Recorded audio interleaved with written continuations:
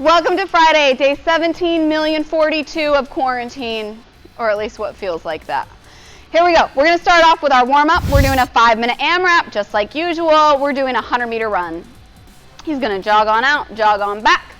He's going to grab his dumbbell. We're going to be doing single arm Russian swings. So you're going to stick to one side for 10. Good. He's just going to eye level, hinging back. His back is staying nice and flat. And then he's going to switch arms and go to the other side for 10. 8, 9, and 10.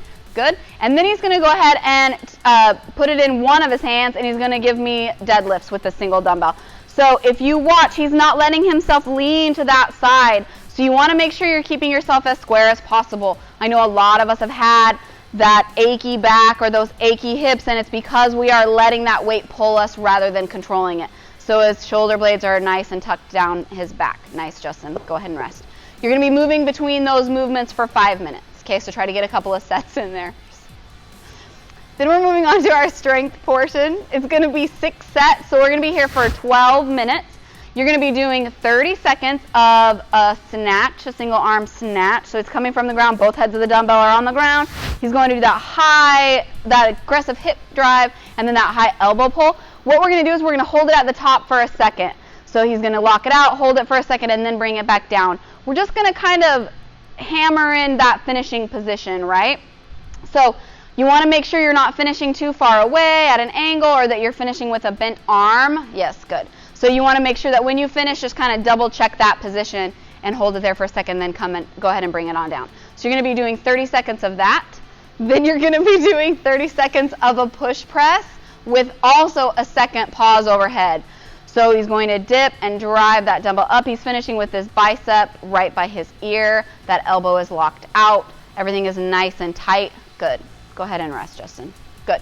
All right, so we're going to be doing that for 6 sets. So you'll work for 30 seconds, work for another 30 seconds, and then rest for a minute between those sets. Okay? All right, for the workout, we're going to be doing 5 sets. You're going to be working for 45 seconds and then having 15 seconds of rest. The first movement is going to be max double unders. Okay? So you're going to stay here for 5 sets of this. So you will be doing essentially double unders for 5 minutes, just broken into that 45 seconds of work, followed by 15 seconds of rest. Good, so his 45 seconds are done. He's going to rest for 15 seconds. He's going to repeat that 4 more times. Then you're going to take an entire minute off, okay? Then you're going to move into your second movement, which are going to be those hang snatches. So they are alternating. So he's going to deadlift up that dumbbell. He's going to load with his hamstrings tight, drive it up overhead, switching hands on the way back down.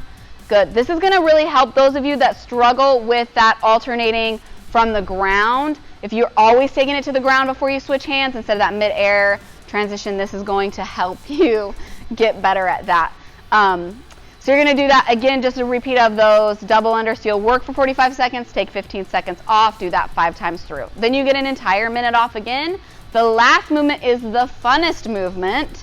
We're doing an up-down with a tuck jump. So Justin's going to drive his feet back, get into that plank position, drive his feet up. From there, he is jumping into a tuck position. So a way to scale this, that's really fast. No scaling. So a good way to scale this was you can always step back those up downs. You can step them up. You can go into a jumping air squat. So if you just want to do an air squat and then jump, yep, just like that. Or you can also just kind of do like a little quick jump at the top. Okay, so whatever, yeah, like that, but your feet have to do that. Be a leprechaun.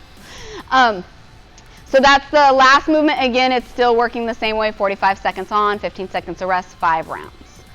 Then we're going to finish off the week with another one of those 5-minute running clock to accumulate as much time as possible in an elbow plank.